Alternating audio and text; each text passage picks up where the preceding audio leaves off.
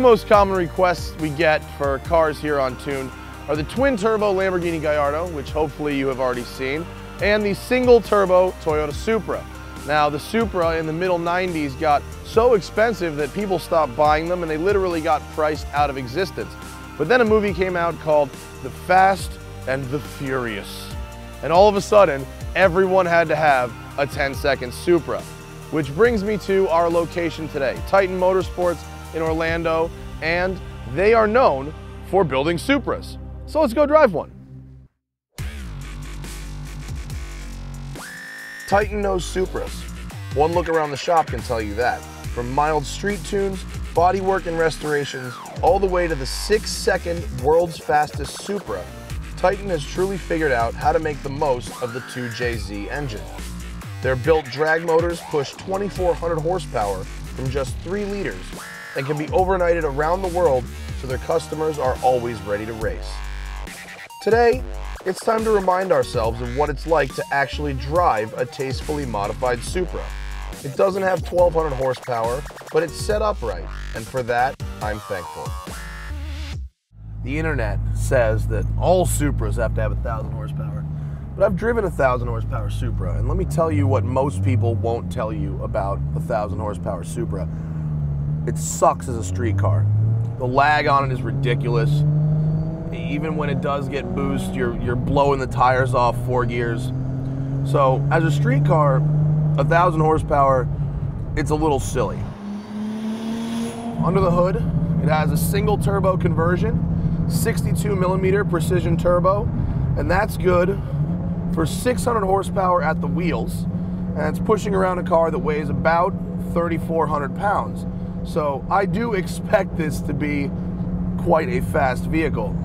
It's also got TRD coilover suspension, Brembo big brakes, HRE wheels.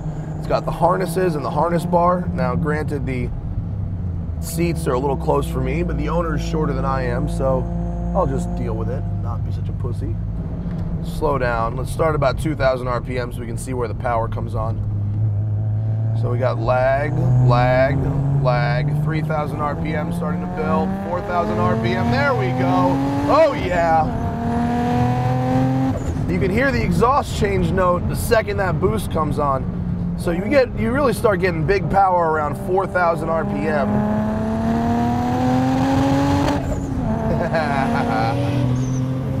Oh, that's why people like these cars.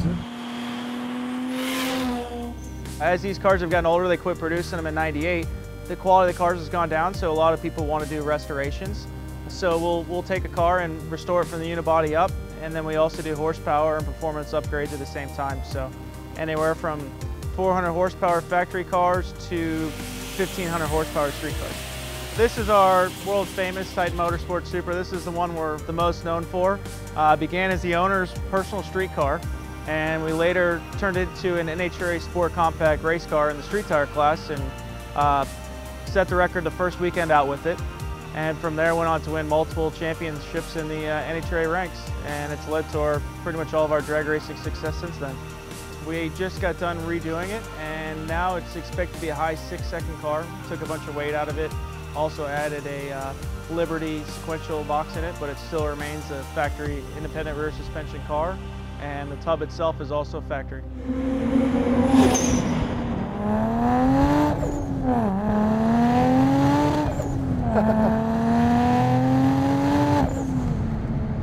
That chirp sound is the best, isn't it?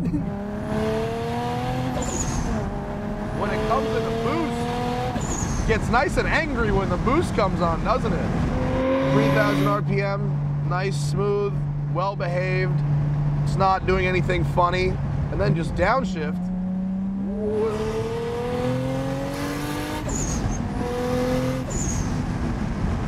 I like it. The Supra maintains sort of this cult classic thing. I wonder how much of that has to do with Craig and the Fast and the Furious.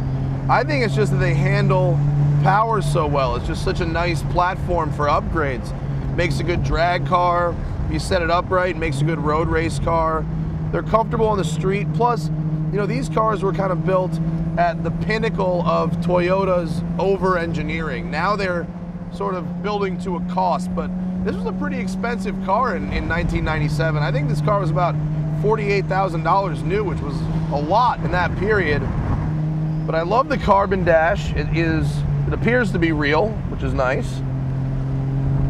I like how everything's focused towards the driver. Everything's angled this way. If you had a passenger in the car, they would have a real hard time changing the radio. It does have a cassette deck, which you always want in your tuner cars. What I've always wanted to know is, can you hook up a Supra from a dig? So let's find out. $4 grand.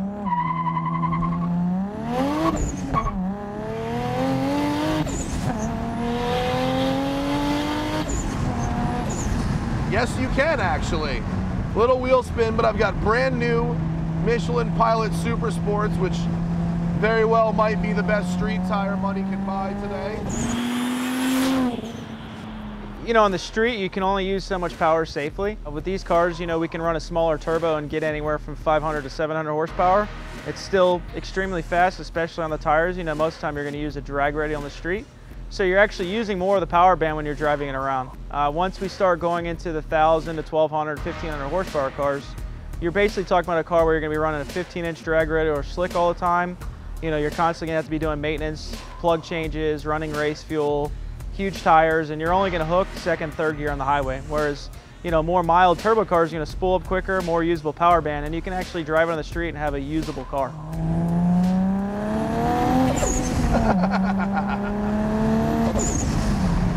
It's hard to not go fast in this car.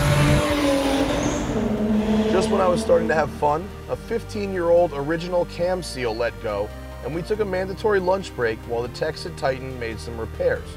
Before long, we would be back on the road, but while they worked, me and Thad jacked off. Simple maintenance item, the cam seal had popped out. The factory Toyota part failed, and that's one of the things you risk when you tune a vehicle. But within an hour or two, we were able to replace it, and it's actually a maintenance item that probably should be done now as a result of this car sitting. That's one of the downsides of having such a low mileage vehicle is, as the cars tend to sit, the seals are going to swell, and you always hear people say that sometimes, you know, too low mileage or not driving a car can actually harm it. I honestly can't imagine that ever getting old. I really can't. I think the reason I like this Supra is because it reminds me so much of how I modified my own Corvette. It doesn't have a bunch of body kits or big wings or Fast and Furious graphics. Just a tasteful set of wheels, big brakes, nice suspension, improved seats, and enough horsepower to have fun on the street or go to the track. I like that. It's done just right. I will just finish this off by saying that I think that I have a newfound respect for the Supra. Because I've driven a stock one, I drove a miserable 1,000 horsepower one that made great numbers on the dyno, ran a great mile number, but sucked to drive on the street. This car is a fantastic happy medium. 600 wheel horsepower, proper coilover suspension, big brakes, racing seats, clean lines, no ugly body kits. This is the way to do a Supra. I like it. I'm gonna get one now. Should we get a house Supra, Tom?